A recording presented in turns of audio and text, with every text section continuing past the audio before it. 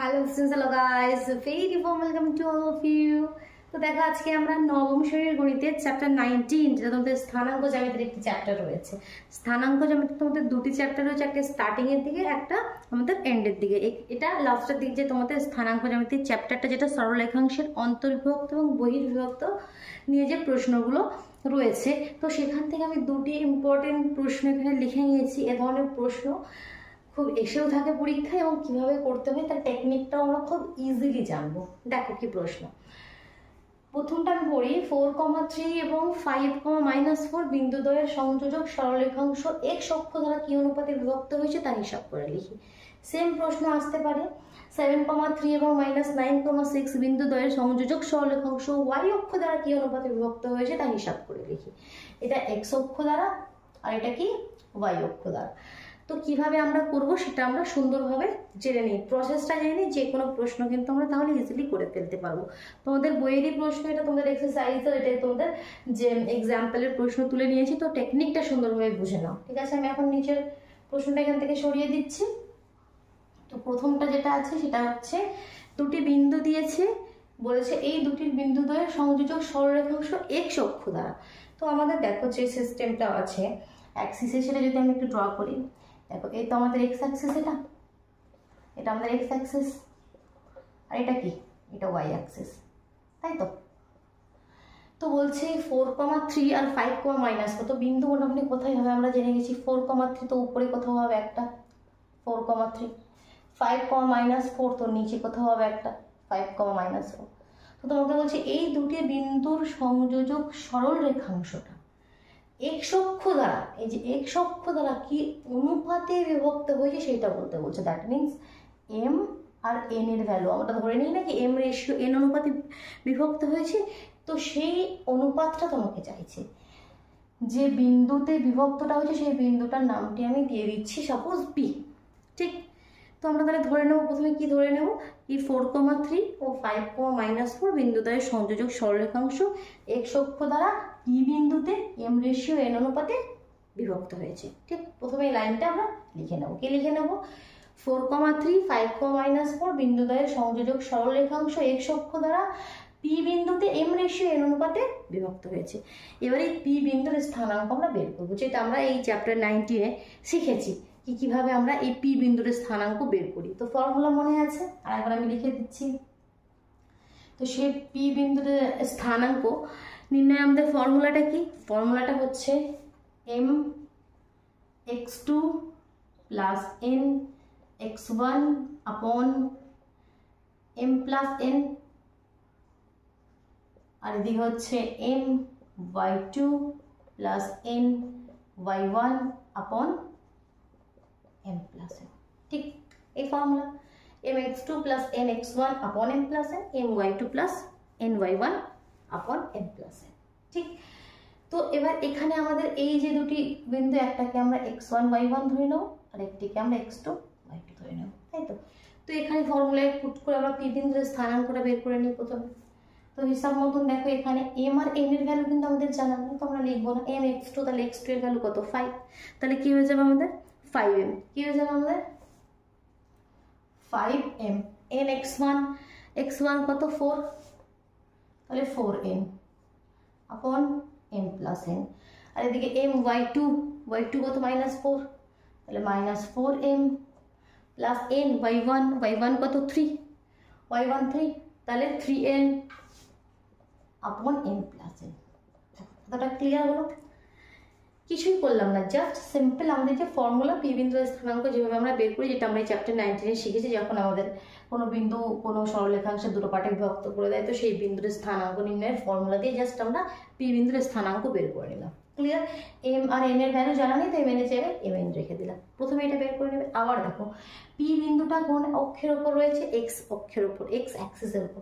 তো এক্স অ্যাক্সিসের উপর যে কোনো বিন্দুই থাক না কেন, সেই বিন্দুর স্থানাঙ্ক সবসময় কি হবে? x, 0, মানে y এর পার্টটা 0 হবে। ওয়াইয়ের যে ভ্যালুটা সেটা সবসময় জিরো হবে। এক্স বিন্দুর উপর যাই পয়েন্ট তুমি দাও না কেন, মনে করো এটা কী হবে মাইনাস, মনে করো -3,0 -5,0 এদিকে গেলে, কারণ ওয়াইয়ের দিকে তো যাচ্ছেই না। তো এটা এখানে দেখো মেন লজিক হচ্ছে এটা, এক্স অক্ষের ওপর যাই বিন্দু থাক না কেন সেই বিন্দুর স্থানাঙ্ক সবসময় হবে x,0। এই এক্সের জায়গায় 2 হতে পারে, 3 হতে পারে, 2,0 হতে পারে, 3,0 হতে পারে, ঠিক আছে। তার মানে কি এখান থেকে একটা জিনিস কি ক্লিয়ার হলো কি, এর যে ওয়াইওয়ালা পার্টটা সেটা সবসময় জিরো হবে। তো দেখো এটা পি বিন্দুর স্থানাঙ্ক সবসময় কি হবে x,0, আর আমরা পি বিন্দুর স্থানাঙ্ক বের করে নিয়েছি দিস, তো তার মানে এর যে ওয়াইওয়ালা পার্টটা সেটা সবসময় কি হবে জিরো হবে, সেটা সবসময় কি হবে জিরো হবে।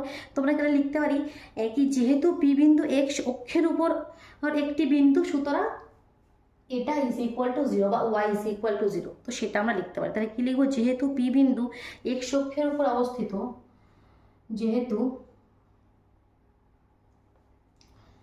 পি বিন্দু এক্স অক্ষের উপর অবস্থিত বলে আমরা লিখে দেবো কি, অতএব এইওয়ালা পার্ট =0। এখান থেকে এটা আমি ক্লিয়ার করে দিচ্ছি এখন প্রশ্নটা, এটার আর প্রয়োজন নেই। তাহলে কি পার্ট এখানে, -4m + 3n আপন m + n, এটা =0। এখান থেকে ক্যালকুলেট করে আমরা m আর n এর ভ্যালু পেয়ে যাবো। আমাকে চাইছে তো m আর n এর ভ্যালু, তো দেখো এখান থেকে তাহলে -4m + 3n, এটা ওদিকে গেলে 0 হয়ে গেল, -4m ওদিকে পাঠিয়ে দাও, তাহলে 3n = 4m। তাহলে m আপন n করে নাও, করে নিলে কি হবে, এখানে m এর সঙ্গে 4 আছে, তাহলে 4 নিচে 3 উপরে, তাহলে দেখো 4m, এখানে কি ছিল 4m = 3m, 4m = 3n, তাহলে রেশিওটা কি পেয়ে গেলাম 3:4, 3:4। ক্লিয়ার, বোঝা গেল কত ইজি। জাস্ট পি বিন্দুর স্থানাঙ্ক বের করবে, আর পি বিন্দু এক্স অক্ষের উপর থাকলে সবসময় ওয়াই দেওয়া যে পার্টটা সেটা 0, তাহলে যে ওয়াই পার্টটা থাকবে সেটা =0 করে দেবে। সেম নেক্সট কোয়েশ্চেনটা যেটা আমাদের এক্স অক্ষের ওপর ছিল, তো সেটা কিভাবে, সেটা দেখো তোমার যেটা ওয়াই অক্ষের ওপর ছিল এটাতে এক্স অক্ষের উপর দিয়ে, নেক্সট যে সেকেন্ড প্রশ্নটা ছিল সেম ছিল, দুটো বিন্দু আলাদা ছিল। তো কীভাবে বলেছিল যে এই বিন্দুতে সংযোজক সরলরেখাংশ ওয়াই অক্ষ দ্বারা কী অনুপাতে বিভক্ত হয়েছে, তো সেক্ষেত্রে ওয়াই অক্ষের উপর যাই বিন্দু থাক না কেন, যাই বিন্দু থাক না কেন তার এক্স দেওয়া পার্টটা 0 থাকবে সবসময়। তো তার ক্ষেত্রে যে এক্স দেওয়া পার্ট সেটি =0 করে নেবে, আমি করে দেখাচ্ছি, ঠিক আছে। তো যে কোনো প্রশ্ন থাকুক না কেন খুব ইজিলি তোমরা কিন্তু করে দিতে পারো।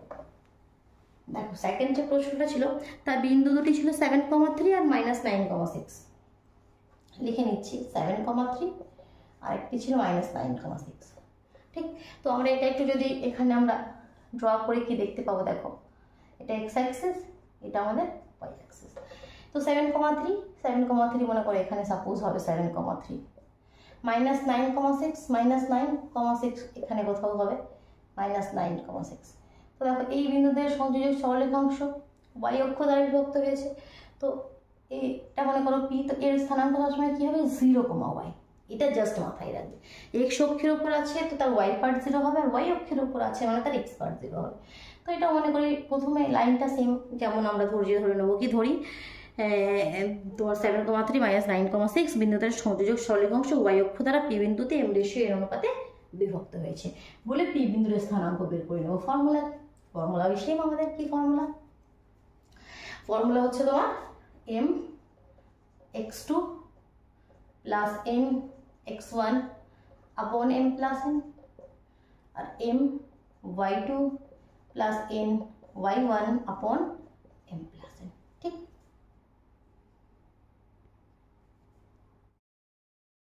তো দেখো সিম্পল, একটাকে আমরা x1 y1 ধরে নিই, একটা x2 y2 ধরে নিই, ফর্মুলা এখানে পুট করে দিই mx2 মানে কি -9m + nx1, x1 মানে কি 7, তাহলে 7n আপন m + n, my2 মানে কি 6n, ny1 মানে কি 3n আপন m + n, ঠিক।